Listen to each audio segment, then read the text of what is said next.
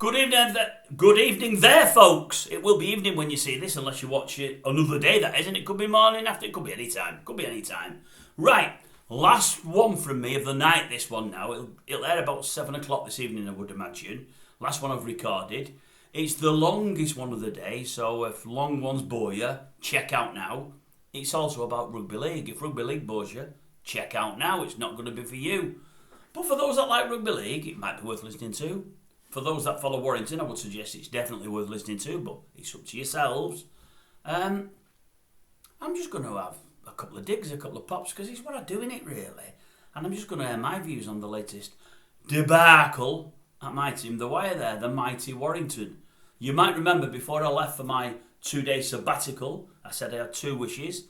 I was hoping my team, Manchester United, would get in another full-back for Wan-Bissaka. Knew it would never happen, but hoped it anyway. If at the same time they said, we'll have Wan-Bissaka and no Iggy as well, that's, for those that don't know it yet, I've not seen my channel long enough, it's Anthony Martial. Wan-Bissaka and Anthony Martial, out the club. Anyone else can come in for him, I don't care. They can't get any worse than them. That was wish number 1, never thought it would happen. Wish number 2, that the mighty Wire would be mighty and have a good win at the weekend against Wakefield. Right, I'm on my 2-day wedding. Sunday, bedding in Wales, enjoying myself, had a bobby dazzle of a day. Monday's the day they get married. And with friends and family on the Sunday, we're having a great day. I thought, no phones, Dave. You don't need them. No phones, no laptop. They run your lives, and they do, folks. Leave them in the old bedroom in the hotel, which I did. 7 o'clock, sees an old mate of mine who's got links to the mighty Wire. I said, Stu, have you heard the score? How did we do?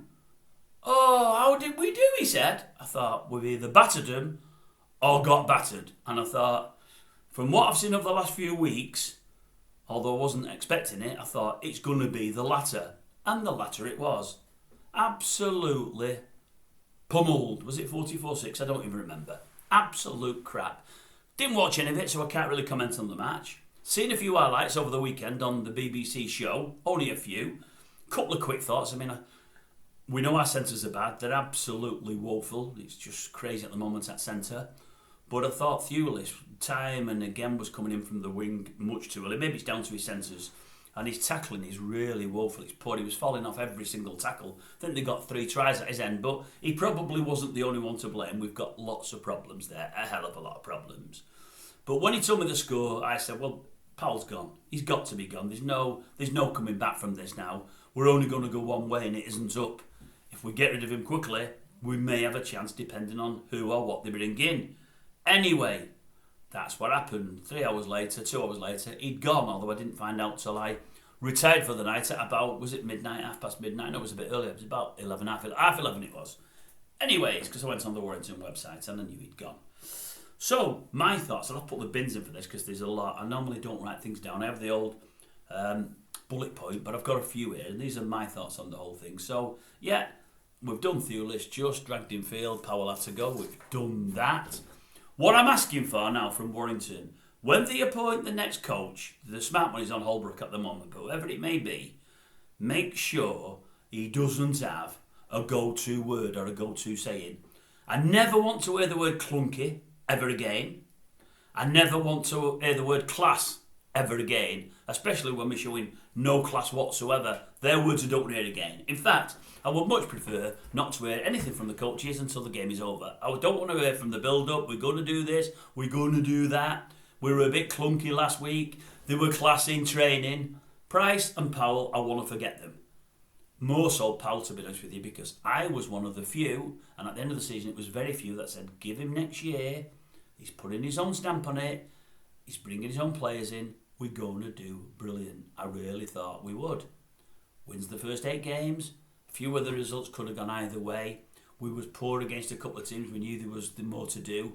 We knew the big 2 or 3 games against Catalan, Wigan and Saints were going to find us out. We won one of them, I think lost 2. Had we have won 2 out of 3, that would have been good. But anyway, it's not been great most of the time since then. I think the catalyst for the season really wasn't the 2 and 3 defeats on the run. I think it was the Challenge Cup. To not be able to beat the Pie Eaters with 1 man down for, 75 minutes, it's crazy. In our game, a 1 man advantage is a lot. But for 75 minutes, it's absolutely ginormous. Don't get me wrong, they were good, they played well, they tried hard, they wanted it more, they deserved the win. But we were crap in every department. Anyways, right, so I look at the season and I look at various things we've seen. I mean, Ratchford got a couple of year contract. Now on the back of what's happened this year, you've got to say how and why. You really have to say how and why. At centre, he's been found out he's been poor. We're awful at centre. He tries, of course he does. He's got no pace really. He's got a good pass and everything else, but he's being telegraphed all the time. He's not doing a great job. His defence isn't bad, it isn't brilliant. He's just not used to playing centre. Curry, he gets... Oh, no, let's go Matuccia. Tries his hardest. I know the fans on his back. He tries his hardest. He'll play wherever his coach puts him. But I'm sick to death of him seeing him going crossfield. He never goes forward. He's always crossfield. And what I really hate about our centres is they just cannot, between them, put a winger away. They cannot. We've not had a centre at this club that can play rugby league for about 6 or 7 years that I can think of. The only one I can think of is Wardle, and we couldn't keep him. He's the best we've had by an absolute country mile. We're getting King back. Well, that's another mistake which we can go into later. Another contract that shouldn't be given. We give Ratchford 2 years when he's probably past it. He'd probably be out as a bench player. He can cover for full-back, he can cover for centre, he can cover for standoff. At a push in this day and age, if your pack's massive, and I mean massive, and you've got a weight advantage, he could probably even cover for hooker, because it's not a specialist position anymore. So he could cover some positions, and he's a great club man, and he gives of his best. He just isn't good enough at the moment. Matuccia isn't good enough. We can't put a winger away. We might have a centre here in Wrench, but were it me, he'd be on my wing. 2 of the fastest boys we've got are Ashton and Wrench. Put them on the wing. For me, centres can be fast, but the fastest are always the guys on the overlap, or should be on an overlap, and we should be able to get them on an overlap, and we can't do. So anyway, Ratchford 2 years, didn't get it. Curry 3 years, madness. Madness, he's just never been the same player since he came back. He's had the decent game, the odd flash of brilliance. I think he did 2 things against Saints the other week, and I thought, wait a minute, are we going to get the old Curry back here? Following week, nothing. And really nothing since. It's just gone backwards. It makes me think, at our club, have we got a culture where if your face fits and they like you, the board like you and whatever else, that you just get these contracts? Because I always thought you played for a contract, and if he's deserving of a 3-year contract, well, I don't get that. If he's deserving of a 3-year contract, I'd give Clark, who we're losing to St. Helens, a 30-year contract. He could have played at 50 for me and done more than Curry's doing at the moment. Dudson, I brought him into this on a time and time again. I still don't know why we've signed him. I don't get it. Cassiano thought great things of, hope for great things. He does the odd great thing, does the odd great barnstorming run, and he's a great offload. But he gives penalty after penalty after penalty away. He gets tired so easily, it's unbelievable. People are running round him with ease. It's just crazy. Dufty. There's a great player, there's a great attacker there. Probably for me, I'd have him as a centre, but play him with a good winger, and then you've got 2 absolute speedsters on the outside. His defence isn't brilliant, but I'd rather him have him there on centre than last man, because as last man as full-back, his problems for me is he's not always brilliant under the high ball. He lets more high balls bounce than he should do, and his tackling can be woeful. I mean, woeful. Anybody that gets a chance to have a look at the last Wigan game. They had a forward who's not particularly quick, who broke away and ran out from sort of 40 yards out.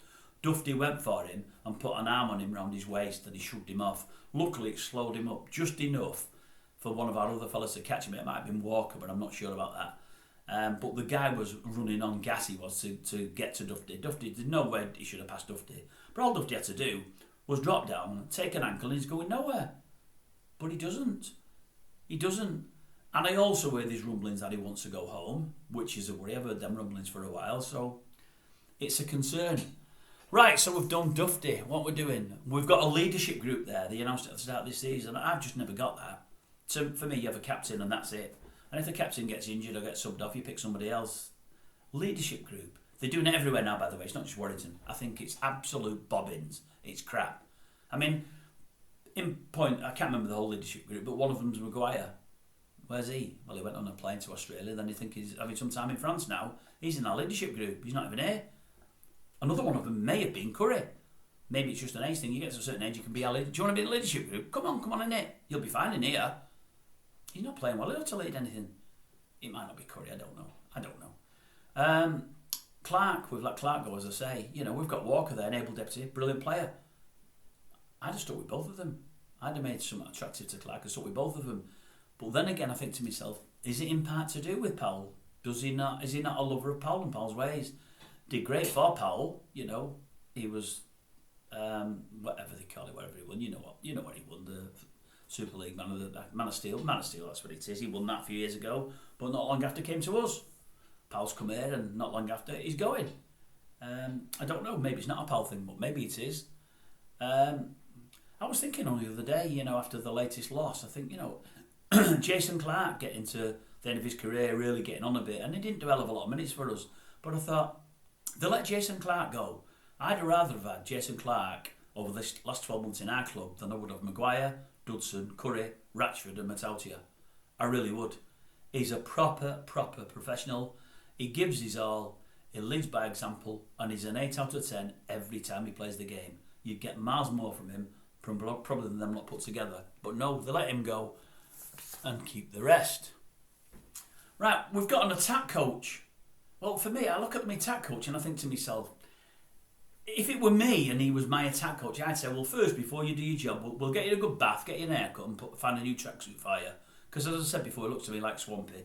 I wouldn't mind if he did the job brilliant and we were great in attack.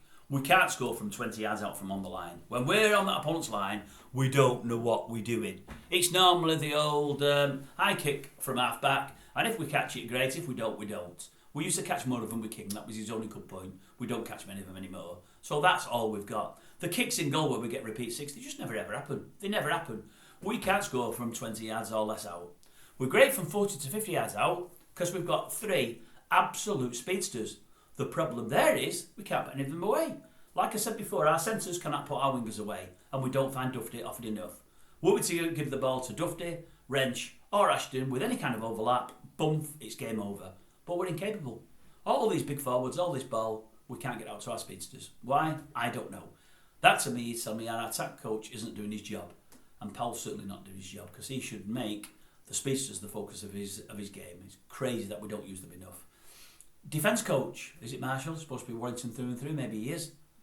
We can't stop points racking up. They're racking up week after week after week. What's he doing? He's still there. What's he doing? I mean, I remember the days when you had a coach. You didn't have an attack coach and a defence coach and this coach and that coach. You know, even Barry Cooper's and is it Shadwell's, even they've gone now. Them coaches have gone. Let's get rid of all these coaches. Let's just run with one coach. Let him do it all and do it right.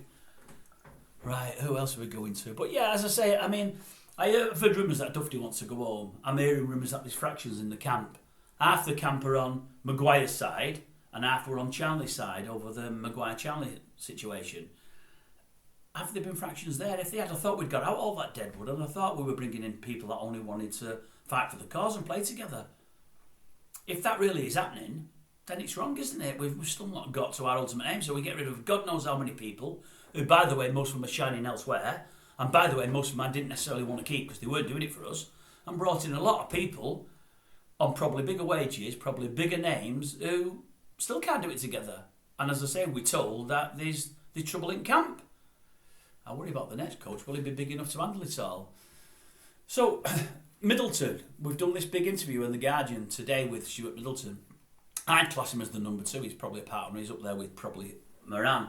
I'd class him as number 2 and Moran the main man, but I might be wrong. We never hear from old Simon, which is a shame. I know he's really shy and doesn't like the media, which is fine. To be honest with you, although they asked Middleton some pretty decent questions, and I think he was pretty honest, I think one of the questions they never asked, and I've been asking for it for weeks now, is why did they not ask him about Maguire's dad's comments? I know it's a few weeks ago, but while we're airing all our dirty washing now, because that's what we've done in that interview with him, why did we not ask about Maguire's dad's comments? The things he said there about Warrington was shocking. They were really, really, really bad. And all we've had is one person from the board at Warrington, who was nameless, they won't tell us who it is, said most of what his dad says is untruths. They're not correct. Well, if that's true, why don't whoever's made them comments put their own name to it? You've got nothing to worry about. Be it Middleton, Moran, Lomax, whoever it might be, put your name to it. And just say, no, none of that's true. No, none of that's true. It'd make us as fans feel a lot better. That should have been asked. I'd love Sam Moran to be interviewed. He's put shed loads in, and I mean absolutely shed loads, and not always got a lot for his books. I'd like to hear what he's got to say. If he can't do it, bring their Pete in. I know their Pete's a good lad. He's a bit shy as well, but their Pete will probably know even more than Simon does. They're on the same wavelength as each other. They've loved rugby league at Warrington since they were kids, when they had nothing, and I mean loved them with a passion. Pete's with them virtually all the time. He's on there for 80 minutes every game. He'll hear what's being said on the pitch. He'll know whether there's fractions in that camp. He's in with them at half time and probably full time. He'd be ideal to step up, and I know he won't want to do it. It's not his role, but if Simon won't do it, get Peter in there. Let's see what their Simon thinks. If Simon won't tell us, let's see what Simon thinks from their Peter. Come on, let's find out. What he should be thinking is this just isn't good enough. And to that end, as has been said to old Mr. Middleton, he probably just shouldn't look at the coach. The book shouldn't stop with the coach. Where we were going from that. Blah, blah, blah, blah, blah. We've done all that. All I will say is, Fitzpatrick, I mean, the fans have been onto him for 2 years now. I've been onto him for a year, 18 months as well. I never thought we should have got pricing. I thought it was crap. I know we won something with him, but I thought it was crap. I was sick of hearing about clunky. I thought we were crap. Thought the brand of rugby we played was crap. I thought we were awful. Really thought Powell would turn this around, and when he changed the team completely, I thought we was on for only good things. It's not worked out. Don't know if the job was too big for him. Don't know if he can't handle top line players. Read something about it today somewhere. I think what's it had said years ago, Rob Burrow, that one of the reasons he left Leeds is he couldn't handle the real superstars, and maybe that's the case. I don't know, but there's definitely something wrong there. But all I will say is Maguire's been in charge of those two appointments, and they've both done crap. We've had players in like Sandow, who he could sniff out a few chances, but it was other forms of sniffing he was more into. Is it Latu? That Latu is probably the worst player I've ever seen at Warrington. I don't even know his first name. I don't really want to know it. He was absolutely awful. Roberts, probably the worst halfback I've ever seen at Warrington. I've watched him for maybe 55 years. I can't think of a worse one. There probably has been worse, but I can't think of one.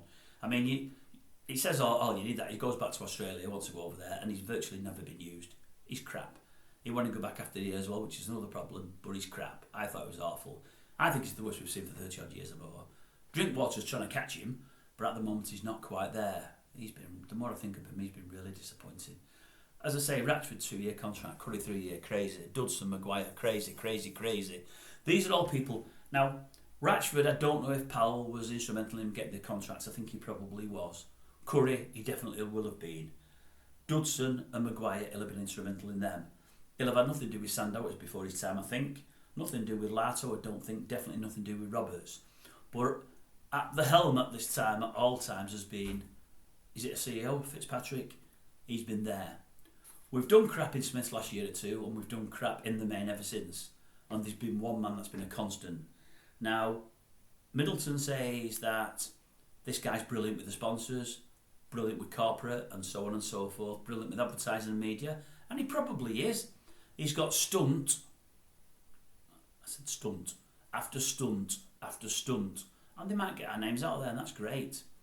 They've had people like my other club, Manchester United, for the last 5, 6, 7 years who were brilliant at getting sponsors in, brilliant with the media, brilliant at this, brilliant at that. But unfortunately, over the last 5, 6, 7, 8, 10 years at United, the on-the-field product in the main has been crap. Sometimes entertaining, but in the main crap. And fans of Man United just want to see a great product on the field. It's the same here at the Wire. It's great that you're doing great with your advertising, your sponsors, your this, your that, the other. But ultimately, what we want to see is the products on the field. And we want to see it played up to its potential. You look at that team that was put out against Wakefield the other day, and if I'd not watched the rest of this season and look at their players to ours, I would think we'd probably be looking at 56-8, 56-12 to us, or something along them lines. Looking at them, we should have absolutely battered them. We can't score points. We can't stop people scoring points. We've gone absolutely crap. But the people on the field, if I'd not watched them over the last season, but knew what they were like and knew how they were at the best, I would think we'd bury Wakefield. But at the helm all the time has been Fitzpatrick. There's got to be a time, board, where the book stops with him as much as with the coaches. I did a piece, or a couple of pieces on here a few months ago. A lot of you viewers won't have seen it before because you've not been with me that long. There's some Warrington fans that are on here. And probably you're more bothered about football than rugby anyway. I did a couple of pieces to Simon Jordan. He'll never have seen them, but he might one day as the channel grows. There'll be old pieces by then, but he might see them. I used to ring into TalkSport pretty regularly. Used to get on pretty regularly. Did pretty well on there. They used to have a call of the day, I won it a few times, but that's not what I'm mentioning it for. And I regularly rang in to have a pop at him about his treatment of Ole Gunnar Solskjaer, who we know in the end didn't cut it. It didn't work out for him. But he followed Van Gaal, who played unattractive, horrible football. Probably a decent guy, but played unattractive, horrible football. He followed Mourinho, who played boring football, although he won more than he lost.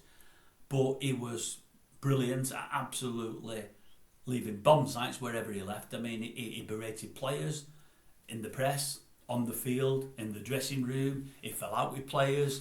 He got a culture there that was toxic. Just dropping hand grenades all the time. It was all about him. Finally, they got rid of him. They brings Ollie in. And Ollie turns us around from a team that was playing unattractive, boring football with everyone's chins on the floor to bringing them back up, to getting them smiling again and playing good, attractive, honest football. He didn't win what we wanted him to win. He didn't succeed. But I always believed he should have been given a chance. You know, I believe you should give people a chance now and again. You know, there's been managers that have come from no end and brilliantly. Doesn't work with everybody. Anyway, Simon Jordan always said he was crap. He was a B-rated manager. Never thought he would make it. And I agreed to an extent. I never knew he'd make it. I wanted him to, hoped he would, but didn't know. But I hoped he would. In the end, he didn't make it and he's gone. But I was having a pop at old Simon on one of my things, saying, look, the thing is, Simon, it's all right having a pop at Ollie, but you was a chairman for God knows how many years. Well, it wasn't that many years. You had, I think, 9 managers. Of your 9 managers, I think you sacked 5 and 4 left of their own accord, which doesn't say a lot about you. 4 didn't like you, so they left. But all in all, you went through 9 managers. And I heard something, I think it was off Brian Clough many years ago. Well, in fact, I'll take it to Shanks. Shanks has always said, the one person in a club that knows absolutely nothing about football, 9 times out of 10, is the chairman. They know nothing. I think Cloughy said, the thing is with these chairmen, they're absolutely fantastic when it's going great. They're in the press, they're on the telly, they're on the radio, they're in the stand waving at all the fans, taking all the adulation. It starts to go wrong, they're not on the telly, they're not in the press, they're not in the stands. You never hear from them. And the worse it gets, and the worse it gets, and the worse it gets. They hide away. Then lo and behold, what do? They sack the manager. When they've sacked the manager, they bring another manager in. If he turns the ship and it starts to go well, all of a sudden you see, oh, they're all there again. Oh, they're taking the adulation in like you can't believe. But again, as soon as it goes wrong, you never see them and they sack the manager. And Cloughy said, there's got to be a time, surely, with the chairman, when they think, wait a minute here, I've been heading all this up. It's all right me keep sacking managers, but I keep bringing them in. I'm the problem here, or as much of the problem. I'm going to sack myself, I'm going to walk. That, for me, is what Fitzpatrick should have done. Because I think during his tenure, he's done the odd good thing. But of late, it's been absolutely crap. It's been crap. And he's been at the head of it all. And old Simon and old Middleton, they've let him. So they have a little blame as well, but they're putting money in and putting lots of money in. He hasn't done the job. Guys, if you ever get to watch this, and I'm sure you won't, have a think about what I'm saying. You might like the guy. He might be great with the sponsors and everybody else. But the on-field product is crap. And I know Simon Moran from old. He doesn't know me or remember me, but I know him. I've seen him many times on the terraces. If he was on the terraces 20, 30, 40 years ago and getting served up with what we're getting served up with now, it'd be going absolutely berserk. Well, they're doing it now, Simon, but they're doing it with your money. Madness. Get rid of this Fitzpatrick. He's an absolute joker. I just worry, will a new coach sort it out? I think there's that many fractions in that dressing room from what I'm reading. There's that many players not doing it. I mean, what did I write here? We've got prima donnas, we've got has-beens, we've got not good enoughs. Somebody's got to mould them all together and get them all to toe the line and sing from the same hymn sheet. It's got to be a good coach to do that. He's got to be a really good coach. And then I look at Albrook. I mean, what's he done? He went to Saints for a couple of years. I think they won a grand final. They might have even won the Challenge Cup, but I think it was only the grand final. 87 games, 80% win rate. Not bad. But at Saints, they've been great for years. Went to Gold Coast, they expected big things. 81 games. 37% strike rate. Massively down on Saints. Now, I know that the comp's hard over there. I know that. But 37% win rate, we're not necessarily getting a superstar. Don't get me wrong, folks.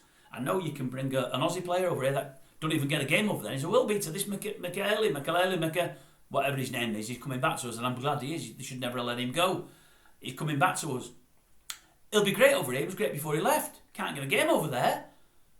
You know, so Albrook might do a great job if we get him, but 37%, it worries me. It worries me. We're in a position now we need the right coach. So the last thing from me is, what coach do we get? Well, I'll tell you who I'd have. I've not looked at the whole field and the whole betting. I should have done. So there's going to be one or two here I've just not thought of. But if it were me, I'll tell you where I'd go. I'd go where I wanted to go when Tony Smith left. There was one person I wanted. There won't be any fan that watches this today, Warrington fan, that will think of the same person. I think we should move heaven and earth to get him. And I'm absolutely positive he'll cut with all the egos. He'll bang them all down their egos. He'll bang all their heads together. He'll play an attractive brand of rugby, and I mean attractive. He won't need an attack coach because he's one of the best attackers I've ever seen. He won't need a defence coach because he's been revelling in that for a few years now. We won't get him because he'll be expensive, and also because he's let somebody down already. Well, not let them down, walked away from a possible deal. But I would move heaven and earth to get Sean Edwards. Heaven and earth. I think he will be absolutely brilliant for us. We won't go for him, no one will even thought of him. If we can't get him, I'll tell you who I'll go for. Me.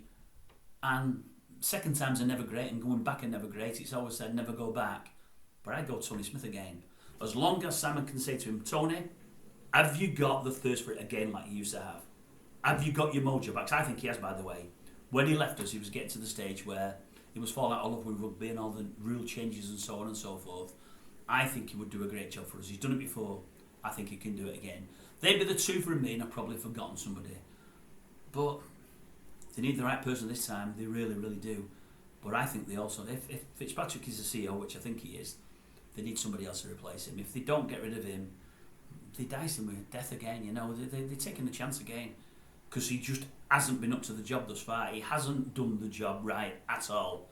You know, his heart might be in the right place. He might love Warrington. He might be a great guy. He might go and create with all the board. All good. That's fantastic. Give him another job. Keep him there. Find a job for him. But get somebody in that's better at the job than he is. Because at this moment in time, based on the last 5, 6, 7 years, for me, he's not good enough. And Warrington at the moment are possibly the biggest club in the league on spends, salary cap and all of that. We should be a massive club winning trophies, and we're still nowhere near winning trophies. It's really, really worrying. Anyway, that's all from me. Comments below. If you agree with me, let me know. If you disagree with any points, let me know. Disagree as much as you want. I don't care. It doesn't upset me. Bad things to say to me, I don't mind. You won't get blocked. You can say whatever you want. If you're fans from other clubs, you'll probably be having a laugh at it and having a laugh at us. Lots will be, and I would understand it. We deserve to be laughed at the moment with something of a laughing stock. I believe we can turn a corner, but we need the right coach, and I think we need another. If it is CEO, we need him as well sorting. And that's it from me. Have a good night, folks.